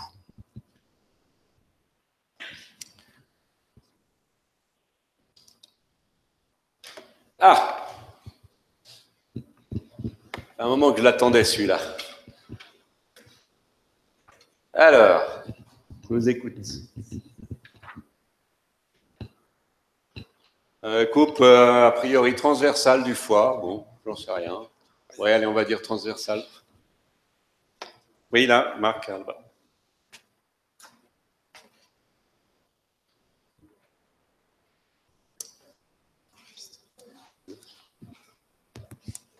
Ils font pas leur boulot là-bas, de passer le micro. Alors, on voit un cercle qui est anécogène. Alors, attends, juste cercle. Est-ce que tu peux faire mieux? Une structure. Structure. Tu peux faire encore un peu mieux. Une cavité. Ah, attention, là. Non, bah non, du coup, pas. C'est un cercle parce que c'est une coupe. Oui.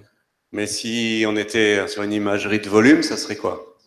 Ce sera un nodule, peut-être. Voilà, c'est donc on va dire une lésion nodulaire. Vous pouvez toujours mettre ça, lésion nodulaire. On ne pourra pas trop vous reprendre. Donc il y a une structure nodulaire, si tu veux. Et alors, comment elle est cette structure nodulaire? De là, elle semble anécogène. Elle semble anécogène. D'ici aussi, je te le confirme. Elle forme un renforcement postérieur. Voilà, tu dis elle semble anécogène, mais tu as un argument indirect très fort. Donc effectivement, tu as prononcé le mot de renforcement postérieur. Alors, tu vas nous expliquer comment ça marche, le renforcement postérieur. Alors le renforcement postérieur, c'est parce que les ondes, lorsqu'elles traversent la lésion anécogène, du coup, elles sont pas atténuées. Et quand elles repassent dans le tissu, elles sont moins atténuées que les autres ondes qui passent dans le tissu à côté. Et du coup, ça donne une hyperécogénité. En fait, le faisceau ultrasonore qui est passé par là, effectivement, pendant toute la traversée du liquide, il n'a pas été atténué relativement à son petit copain qui est passé à côté. Ce qui fait qu'arrivé à ce niveau de profondeur, ici, vous avez plus d'énergie que là. Finalement, c'est comme si vous aviez pu, par magie, augmenter le gain juste dans cette région par rapport au reste. Vous avez un faisceau ultrasonore qui, à un moment donné, parce qu'il n'a pas été atténué pendant une partie de son trajet, a plus d'énergie que le reste à la même profondeur. D'accord ? Donc, vous avez une image plus brillante. Et donc, vous avez cette image qui s'appelle renforcement postérieur. OK. C'est un artefact, mais c'est un artefact, alors, utile, mais c'est un peu plus piégeux que le cône d'ombre. Autant le cône d'ombre, ben, c'est clair, c'est qu'il y a une interface importante. Autant le renforcement postérieur, la plupart du temps, ça veut dire que la structure est liquidienne, mais il y a des fois où vous avez des lésions solides qui donnent, de manière assez paradoxale, un renforcement postérieur. Et pour ceux qui ont fait l'ED de l'U11, rappelez que les angiomes hépatiques, ça peut donner des renforcements postérieurs, alors que c'est plutôt quand même des lésions solides. Donc voilà, donc attention avec cet artefact qui, des fois, est un faux ami. Ça va? Il y a un autre artefact là-dessus.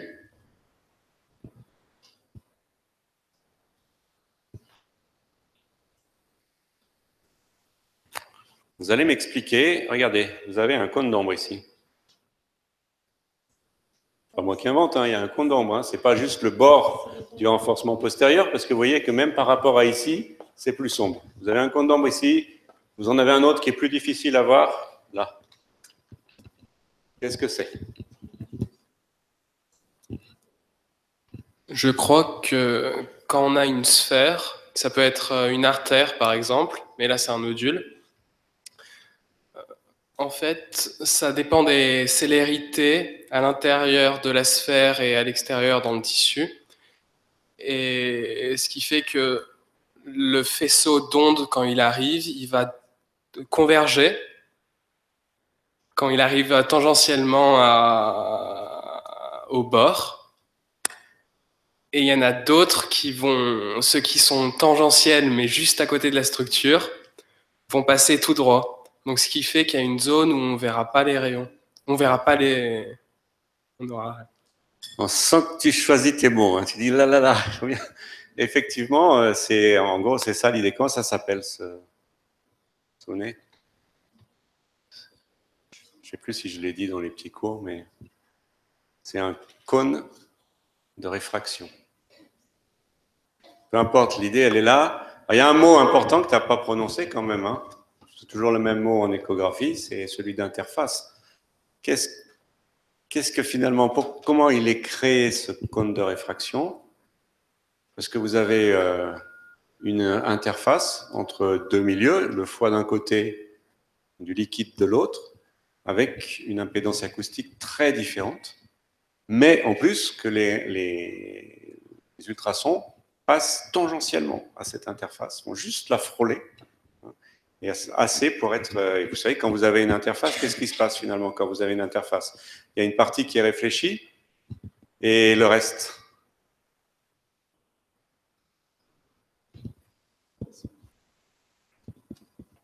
Le reste, oui. Il est transmis d'abord, c'est-à-dire qu'il passe de l'autre côté de l'interface et il est réfracté. Ça veut dire quoi?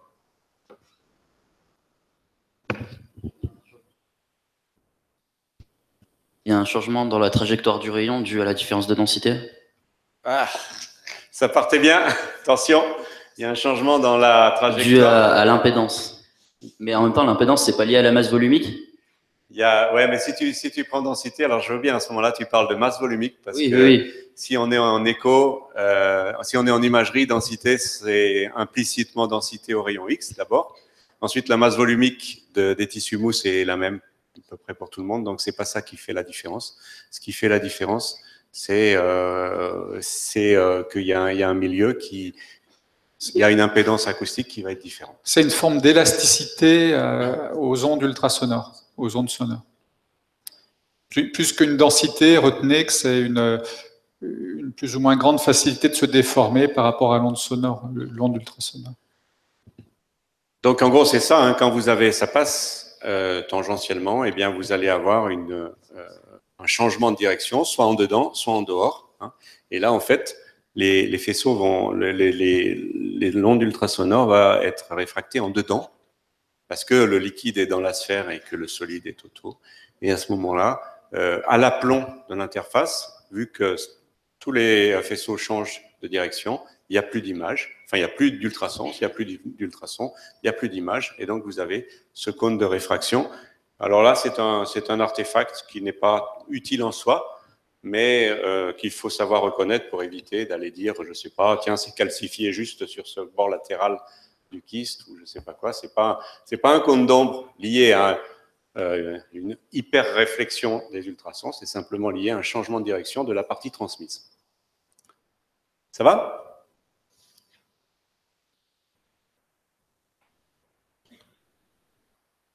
Allez. Alors là, on a un bout de foie, ici. Ça, c'est le entre guillemets diaphragme. En fait, c'est l'interface entre le foie, le diaphragme et le poumon. Vous avez quoi dans le foie?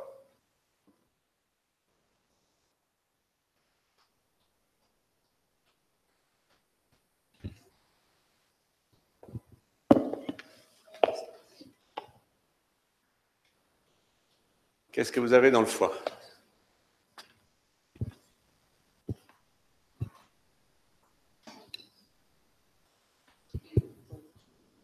Comme structure, hein, il faut juste... On décrit, on ne cherche pas à savoir l'histologie.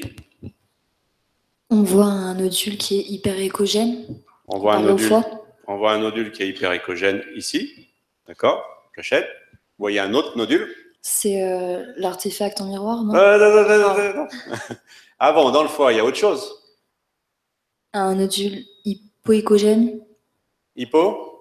Anécogène. Oui, alors c'est sûr que vous êtes trahi par le projecteur. Mais anécogène, il y a un petit argument indirect, même si on a vu qu'il fallait s'en méfier, c'est que vous devinez un renforcement postérieur qui part de là. Après, c'est un peu brouillé par tout ce qu'il y a derrière, mais bon. Donc, effectivement, là, vous avez une lésion liquidienne, anécogène, donc c'est un kyste dans le foie, un kyste biliaire. Et puis là, vous avez un nodule hyperécogène. Ceux qui ont fait le D de l'U11, en l'occurrence, c'était un angiome. Bien. Ici, vous avez le diaphragme. Et là, vous avez le poumon. Et curieusement, vous avez effectivement l'angiome dans le poumon aussi. 2 angiomes pour le prudent. Je me souviens le premier jour que j'ai vu ça, en faisant de l'échographie, c'était comme une poule qui avait trouvé un couteau, disant « Oh là là, il a un foie dans le poumon ». Un pauvre patient, il s'est fait beaucoup de soucis en voyant ma tête, mais en fait... Donc c'est un artefact. Tu peux nous expliquer alors ce que c'est? Comment ça marche? En fait, c'est un artefact retardataire. L'angiome, il atténue les ondes, et vu que le diaphragme, c'est une interface très réfléchissante, du coup, on a l'impression qu'on a un angiome plus profond, juste parce que les ondes, elles reviennent plus tardivement à la sonde, au cristal. Pourquoi est-ce que les échos reviennent plus tardivement? Qu'est-ce que ça a à voir avec le fait que le diaphragme est une interface? Parce que... Non, c'est surtout parce que l'angiome, il est atténuant des ondes. Et donc? Et alors? Eh ben, elles reviennent plus tardivement, il y a un décalage temporel. Non? Et pourquoi il y en a? C'est là qu'il manque un tout petit élément du raisonnement. Pourquoi est-ce que, effectivement, cette image d'angiome dans le poumon est un artefact? Elle n'existe pas. C'est le même angiome que vous voyez dans le foie, dont l'image est reconstruite aussi plus tardivement, parce qu'il y a des échos qui viennent de l'angiome qui vont arriver un peu à la bourre, à la sonde. Et donc, la sonde, bêtement, va dire, et ils arrivent tardivement, donc ils sont profonds, et donc elle va reconstruire une image d'angiome profond. Mais pourquoi est-ce qu'ils arrivent à la bourre, comme ça? Qu'est-ce qui leur est arrivé en chemin? Oui, là. Je crois qu'il y a un effet ping-pong. Quand les ondes, elles arrivent sur le diaphragme, du coup, elles vont se réfléchir, puis elles vont se réfléchir de nouveau sur l'arrière du nodule, puis se réfléchir sur le diaphragme, puis revenir à la sonde. Du coup, ça fait un temps de retour à la sonde qui est plus long que si jamais elles étaient revenues directement. Retenez qu'effectivement, il y a un effet. En fait, donc, tu as dit, c'est des artefacts retardataires. Le vrai terme, ce sont des artefacts de la famille des échos-retardataires. L'artefact se crée parce qu'une partie des échos vont perdre du temps dans un trajet inutile avant de retourner à la sonde. Et le mécanisme ici en jeu, c'est qu'ils sont pris dans une partie de ping-pong entre 2 structures très réfléchissantes, 2 grosses interfaces. Parce que ce qu'il faut bien qu'on comprenne, Marc vous l'a dit tout à l'heure, c'est que le pauvre écho, une fois qu'il est renvoyé par une interface, il se retape toutes les interfaces sur le chemin du retour. Et à chaque fois, il y en a une partie qui repart, qui va partir sur une autre interface. Donc c'est compliqué finalement ce qui se passe. Et donc là, vous allez avoir un faisceau incident qui va arriver sur l'angiome, qui va passer l'angiome parce que non plus, il n'est pas très... J'ai plus mon... Pardon. Voilà. Qui va passer l'angiome parce que non plus, il n'est pas très réfléchissant, qui va arriver sur le diaphragme, enfin, on va dire le diaphragme, on comprend ce qu'on met là derrière, sur cette interface très forte, qui va le renvoyer vers l'angiome, mais là, l'angiome une partie va renvoyer vers le diaphragme, qui va renvoyer vers l'angiome, et donc vous avez une partie de ping-pong, à 1 échange, 2 échanges, 3 échanges, et puis après, ça va repartir vers la sonde, et donc la sonde va voir arriver comme ça des échos d'angiome finalement de plus en plus retardataires. Et donc elle va reconstruire un angiome plus profond, et puis si on pouvait le voir, on ne voit pas ici, c'est qu'elle va reconstruire aussi des angiomes encore plus profonds, mais comme ils sont tellement atténués, finalement, au bout de plein d'échanges, qu'on n'a plus ces images. D'accord ? Sur Caroline, avec le simulateur, vous pouvez voir ce jeu de ping-pong. Voilà, donc voilà, cet artefact à bien connaître. Ici, un autre artefact, donc c'est ces petites traînées blanches là. Est-ce que quelqu'un peut expliquer ça?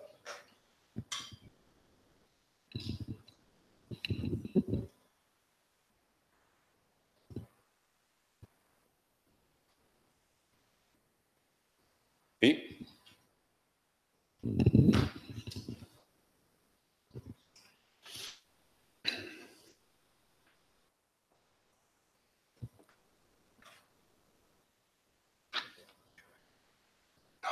C'est juste l'image. Il me semble que c'est en fait la membrane de la vésicule biliaire qui a des irrégularités, et ce qui fait que l'onde, quand elle arrive, elle va se réfléchir contre les parois et ça va faire un écho retardataire. Et comme l'onde arrive plus tardivement à la sonde, la zone hyperéchogène va apparaître plus profondément sur l'image. D'accord, ok, ça je comprends. Et pourquoi est-ce que tu n'as pas une deuxième paroi de la vésicule alors un peu plus en profondeur? Pourquoi est-ce que tu as une traînée? Parce que l'onde peut se réfléchir de différentes manières dans ce trou en fait de la membrane. C'est ça. Donc imaginez une petite cavité. Ça veut dire que là, ça nous renseigne finalement sur la structure histologique de la paroi de la vésicule qui a ces petites cavités. Et ces petites cavités qui sont invisibles au regard de la résolution de l'échographie, eh bien, on va les voir indirectement parce qu'elles vont créer à l'intérieur des rebonds et de multiples possibilités de rebonds à l'intérieur de cette cavité qui vont donc correspondre à des échos qui vont arriver avec plein de retards différents. Donc l'appareil, il met un point à chaque fois qu'il voit un écho retardataire et à la fin, on a une traînée qui finit par s'atténuer parce que les échos les plus retardataires, ils sont tellement atténués dans leurs multiples rebonds qu'ils ne donnent plus de signal. OK? Donc ça s'appelle l'adénomyomatose vésiculaire, bon, peu importe.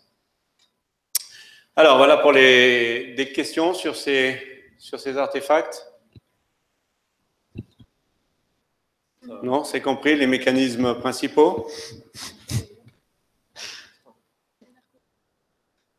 J'attends qu'ils lisent. Bon, alors. Il faut tout leur faire. Hein. QCM. Donc, je vais faire le micro. Un condom se forme parce que tous les ultrasons sont absorbés en un point donné. Oui. Cette question est un peu piégeuse. Moi, j'aurais dit oui.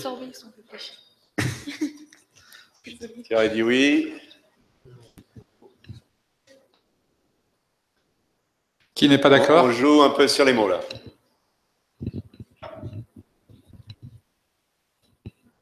Moi, j'aurais dit plutôt non, parce que si c'était tous absorbés, ce serait anéchogène. Ça serait anéchogène en... Ouais, enfin... Ouais, en tout cas, le problème, c'est qu'ils ne sont pas tous absorbés. C'est ça. Pourquoi qu'est-ce qui se passe, en fait?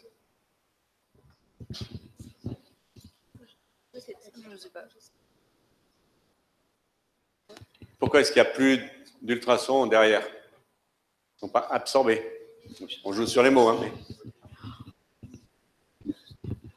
Ils ne sont pas absorbés, ils sont réfléchis. Ils sont réfléchis. S'ils sont absorbés, c'est sûr que vous aurez plus d'images, vous aurez même plus des cours. Ces questions-là, elles ne tombent pas à l'examen, c'est pour vous faire réfléchir. Non, pas nous. Alors, un renfoncement postérieur et pathognomonique d'un milieu liquidien. Je ne sais pas ce que ça veut dire. Ah, pardon. Ah, c'est bien de le dire. Donc, pathognomonique, ça veut dire que ça... pathognomonique, quoi. Caractéristique, voilà. Ouais, mais c'est plus, ça veut dire que ça exclut toute autre possibilité. Ça exclut que ce ne soit pas un milieu liquidien. Et ça, donc, voilà, vous aurez appris un terme, pathognomonique. Ça veut dire que c'est non seulement caractéristique du milieu liquidien, mais que ça affirme le milieu liquidien, ça ne peut pas être autre chose. Bon, on l'a vu, hein, c'est pas tout à fait vrai, parce que des tissus solides peuvent des fois donner des renforcements postérieurs un peu paradoxaux. En fait, c'est juste un jeu de balance entre l'atténuation des ultrasons qui vont passer à travers ce milieu par rapport au reste. Même si ce milieu est solide, s'ils sont moins atténués que le reste, et ben derrière, vous aurez un renforcement postérieur qui ne veut pas dire que forcément que c'est liquidien. Les cônes de réfraction surviennent à l'aplomb de l'interface entre deux milieux d'impédance acoustique différentes. Allô? Ouais. Les cônes je répète, les cônes de... Ouais. Je suis d'accord. Les cônes de réfraction surviennent à l'aplomb de l'interface entre deux milieux d'impédance acoustique différentes. Ouais. L'image en miroir est un artefact de la famille des écho-retardataires. Vrai. Ouais. L'artefact en queue de comète est dû à un milieu hyperéchogène. Faux. Faut rien à voir avec ça. Il faut bien sûr qu'il y ait une interface, mais après c'est dû à la structure microscopique de la paroi de la vésicule qui va créer ces queues de comète. Ça va?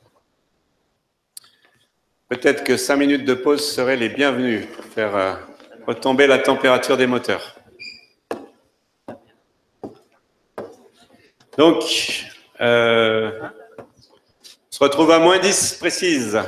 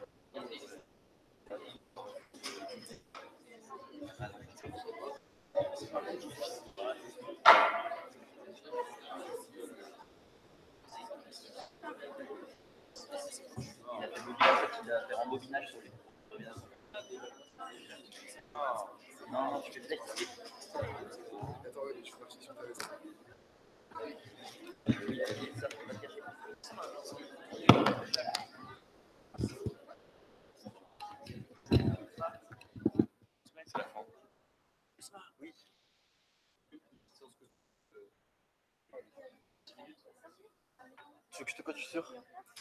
Ah, sur le PVP? Vas-y, j'arrive. C'est rigolo. Bah, tu rigoles, non? Et tu peux toujours quitter le groupe quand tu veux, hein. Après, ça sera un signe de faiblesse, je crois. C'est ça, voilà. Et puis en plus, je ne peux pas savoir ce que vous dites. Ouais. Genre, circule. Je reste. Ils n'ont rien dit. Bah, qu'est-ce qui peut bien circuler, dis donc? Hein? Alors, regarde, Bérénice là-bas. Quoi? Qu'est-ce que je fais, moi?